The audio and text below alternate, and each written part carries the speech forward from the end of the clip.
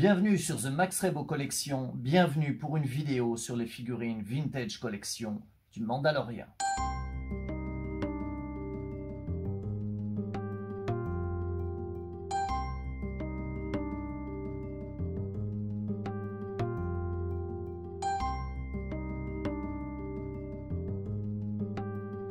Cette nouvelle wave rassemble donc 3 persos de la série, Cara Dune, la VC-164, le Remnant Stormtrooper VC-165 et le Mandalorian VC-166.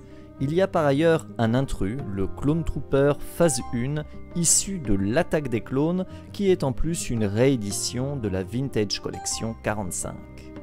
Et comme à chaque fois, cette gamme bénéficie de somptueux visuels très vintage. Et maintenant, il est grand temps d'ouvrir tout ça et de regarder d'un peu plus près ces figurines. Et on commence par le Mandalorian. Et le moins que l'on puisse dire, c'est que cette VC-166 est vraiment réussie. C'est une sculpture totalement inédite, ce qui est suffisamment rare pour le souligner dans cette gamme. Elle bénéficie par ailleurs d'un joli travail de peinture sur le casque, mais aussi sur les différentes armures, sur les différents éléments de l'armure, avec des impacts, des traces de choc, d'usure, et de nombreux détails, tels que les cartouches, la ceinture avec le holster dans lequel on peut ranger le blaster, ou également les petites charges, les petits détonateurs qu'il porte sur la ceinture.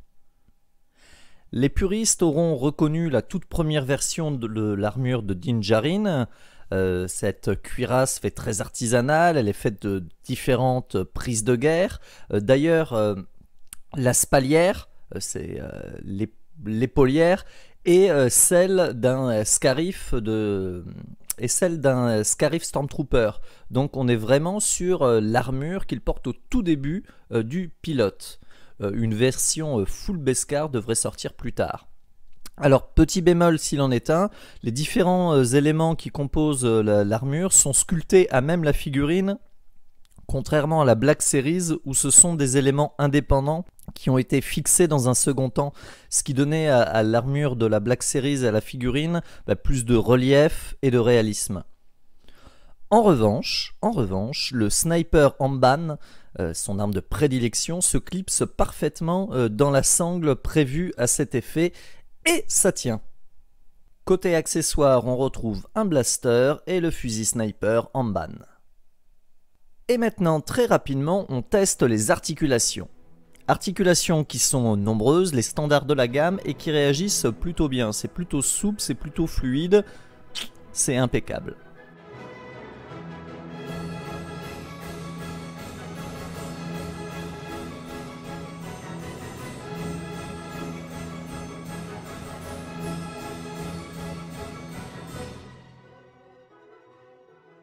Ensuite, enchaînons avec la VC-164, la figurine de Cara Cynthia Dune, couramment appelée Cara Dune, l'ex-Shock Trooper de l'Alliance Rebelle, devenue mercenaire et qui va faire équipe avec Din Djarin dans la série. Et pour le coup, c'est une vraie preuve de savoir-faire de la part d'Hasbro. La head sculpt de cette figurine est vraiment belle. On reconnaît aisément l'actrice Gina Carano, merci d'ailleurs à la technologie du photoréalisme, et sincèrement on se dit que quand Hasbro s'en donne les moyens, ils peuvent sortir une figurine 100% inédite à cette échelle, et une figurine de vraiment belle qualité. La figurine fourmille de détails, et c'est un véritable tour de force à l'échelle. On a même, alors c'est difficile de s'en rendre compte tellement il est petit, le tatouage emblème avec l'emblème de la rébellion sur la joue de Cara, minuscule mais quand même reconnaissable. Donc on voit qu'il y a un vrai souci du détail. Après on retrouve beaucoup de petites choses habituel pour la gamme, le holster pour ranger son blaster. Il y a même donc au niveau des bottes un petit couteau sculpté Alors, il n'est pas amovible, contrairement à la Black Series, parce qu'effectivement, c'est une échelle tellement petite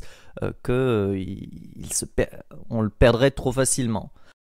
Niveau accessoires, on retrouve un blaster et son fusil d'assaut lourd. Maintenant, très rapidement, quelques images pour vous montrer les articulations de la figurine. Là encore, comme le Mandalorien, elles sont assez nombreuses et très souples, très faciles à manipuler. Place maintenant aux Remnant Stormtroopers, les vestiges de l'ancien empire. On les voit sur la planète Nevarro dès le premier épisode de la série et plusieurs fois dans la saison. Ils protègent le client, le personnage joué par Werner Herzog. Alors, je vous le dis tout de suite, je suis un peu déçu par cette figurine, bien que j'adore les Stormtroopers, car il s'agit purement et simplement d'un repaint du Stormtrooper de Rogue One sorti il y a quelques mois. Alors certes, cette figurine bénéficie de la sculpture impeccable de la VC-140, notamment le casque du Storm, qui est pour moi l'un des plus beaux jamais sculptés à cette échelle. Mais pour le coup, le lifting a été fait un peu à la hâte. Alors, il y a une belle tentative, hein, l'armure est jaunie avec des effets d'usure et d'impact de blaster, caractéristiques de ces Remnant Stormtroopers. Par contre, c'est la limite d'un repaint. Je trouve sincèrement que la peinture a du mal à cacher la base de l'ancienne figurine, l'armure trop blanche, presque trop resplendissante du modèle originel, et ça rend le travail de salissure, d'usure, un peu finalement un peu artificiel, un peu superficiel. C'est joli, c'est plutôt conforme à ce qu'on voit dans la série, mais effectivement, ça reste un peu trop hâtif. Il aurait fallu, je sais pas, jaunir davantage l'armure sur l'ensemble de la figurine pour que ce soit plus crédible. Côté accessoires, on a le traditionnel blaster E11 et puis c'est tout.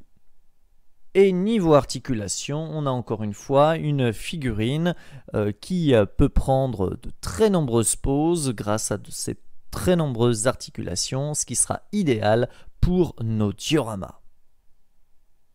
Et on termine donc par l'intrus de cette vidéo, le Clone Trooper Phase 1, la VC45. Oui, la numérotation correspond à la figurine sortie en 2011, le moule est d'ailleurs le même, il était mieux proportionné que les versions précédentes et fera plaisir aux amateurs de diorama et aux army builders. Donc la figurine est vraiment sympa, hein. Il n'y a rien de plus à dire vu qu'entre guillemets là c'est un repack. Alors un détail, le visage a été retravaillé, il est plus réaliste, là encore grâce à la technologie du photoréalisme. Ce clone a de beaux yeux, ça rend le visage beaucoup plus réaliste, beaucoup plus humain, surtout pour la minutie de l'échelle, et c'est vraiment une upgrade bienvenue. Du côté des accessoires, on a deux blasters, le blaster DC-15 et le fusil blaster DC-15 aussi. Voilà, cette vidéo touche à sa fin, j'espère qu'elle vous a plu. N'hésitez pas à dire en commentaire quelle est votre figurine préférée, sachant qu'il y a quand même deux figurines 100% inédites, un repaint et un repack.